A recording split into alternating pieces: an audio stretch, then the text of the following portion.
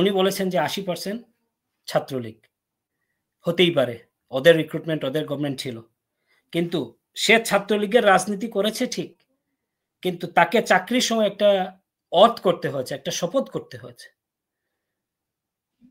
প্রত্যেকটা মানুষ, আমি আপনি আমরা প্রত্যেকেই কেউ না কেউ কোনো না কোনো আদর্শ লালন করি তো। আজকে যদি আমাকে বাংলাদেশের কোনো একটা জায়গায় কোনো একটা চেয়ারে নিয়ে বসায় দেয়া হয় একটা পজিশনে, তো বসানোর সময় তো আমাকে একটা শপথ দেয়া হবে যে এই রাষ্ট্রটাকে প্রথমে আমি সেভ করব। আমাদের সমস্যা হচ্ছে সে ছাত্রলীগ, সে পেশায়ও ছাত্রলীগ, সে কাজেও ছাত্রলীগ, সে ব্যবসায়ও ছাত্রলীগ, সে তার প্রফেশনাল লাইফেও সে ছাত্রলীগ। এটা হচ্ছে আমাদের মূল প্রবলেম। এখন আওয়ামী লীগ যেসব লোকদের রিক্রুট করেছে তাদের সময় তাদের যে রিক্রুটমেন্টটা ডেফিনেটলি তাদের দলের বাইরের বলয় থেকে তারা রিক্রুট করেনি, কিন্তু এটা সুস্থ বিবেকের দরকার, সুস্থ মানসিকতার দরকার যে আমাকে যখন বসানো হয়েছে রাষ্ট্রের নিরাপত্তার জন্য, জনগণের নিরাপত্তার জন্য, তখন আমি আর আওয়ামী লীগ নই, তখন আমি রাষ্ট্রের সেবক এবং রাষ্ট্রের কর্মচারী। আমাদের মাইন্ডসেটের ভেতরে প্রফেশনালিজম নাই বলেই এগুলা ঘটে, বারবার ঘটে। This is the question.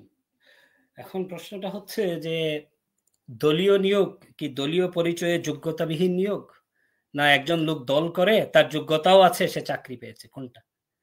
বাংলাদেশের ক্ষেত্রে যেটা হয় সেক্ষেত্রে অনেক ক্ষেত্রে যোগ্যতার বিবেচনা থেকেও দলীয় কোটায় তাকে চাকরি দেয়া হয়, এগুলা অনেক ক্ষেত্রে।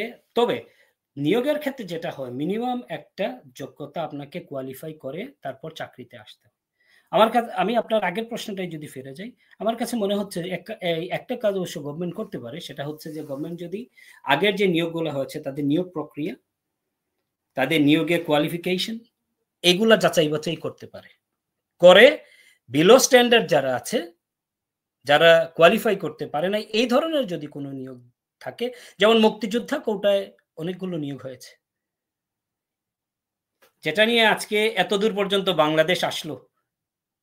যে কোনো কৌটা, নট অনলি দ্য মুক্তিযোদ্ধা কৌটা, যে কোনো কৌটার কাজে লাগিয়ে যদি অযোগ্য ব্যক্তিদের এইখানে কোনো চান্স দেয়া হয় তাদেরকে বাতিল করে দেয়া হোক। তো আমার একটাই কথা হচ্ছে, আপনি শুনুন, পৃথিবীতে নিরপেক্ষ বলতে কোনো শব্দ নেই, নিরপেক্ষ হচ্ছে শুধু পাগল আর ছাগল, স্ট্রেট ফরওয়ার্ড কথা এগুলো।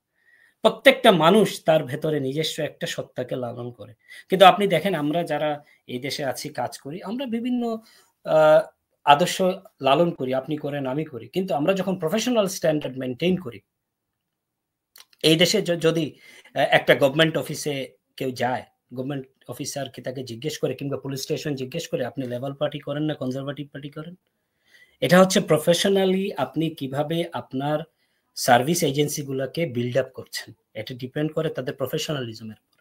ভেরি আনফর্চুনেটলি আমরা কিন্তু ফেল করেছি এই জায়গায়।